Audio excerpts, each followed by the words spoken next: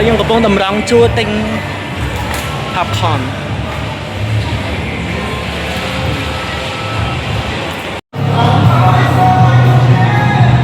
Yes, these are popcorn and coke. Ngày nay nhưng mà tôi sẽ nát movie như này.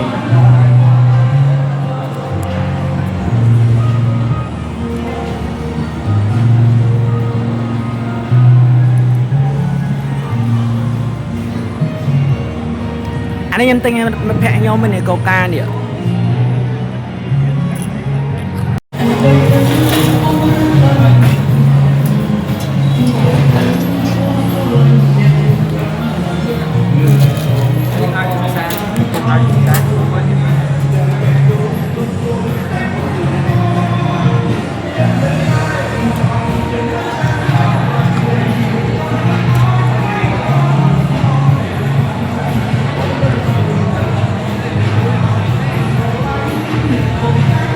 Nhằm hào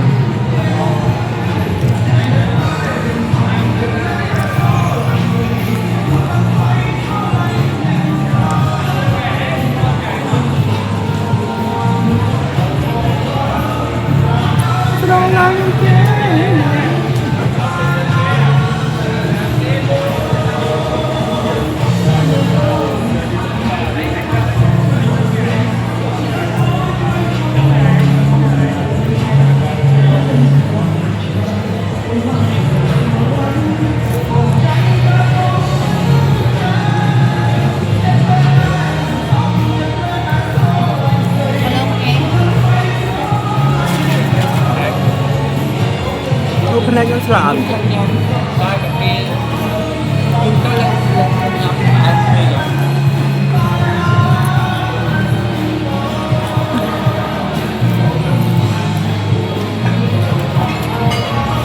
con này tên nhà nói vậy mơ ba tình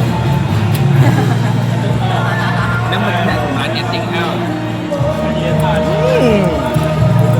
chờ rồi là hao đấy sao anh không làm này đấy anh tin coca áo vậy đó mà bán đâu việc tay cái tên làm con nhà mình thời đi ngày nông cái plate sao hả thời đi cái plate sao có các bạn đẹp làm con anh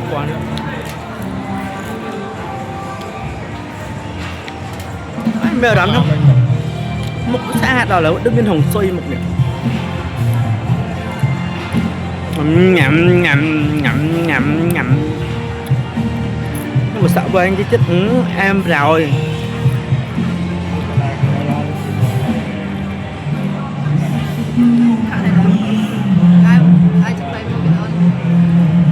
con tim sáng mình ôi sông mai kinh không không sao lên lúc mình toàn trên hả anh đấm anh mà mơ admin trinh lôi đai nào hả admin trinh lôi đai nào đâu mà anh mày đặt tên gì bảo đồng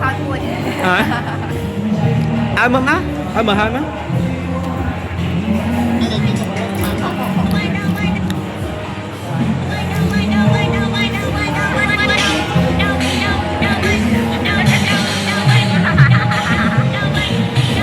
cái nhà đồn ok vậy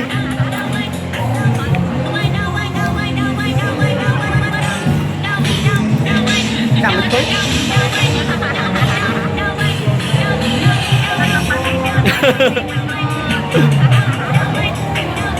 cái nhà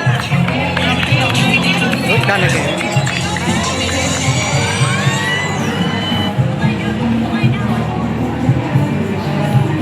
nên cái lô matcha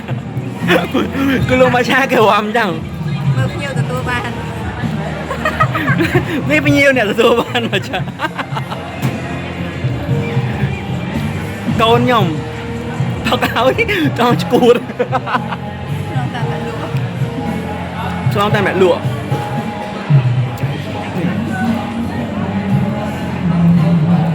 được tôi giật bà này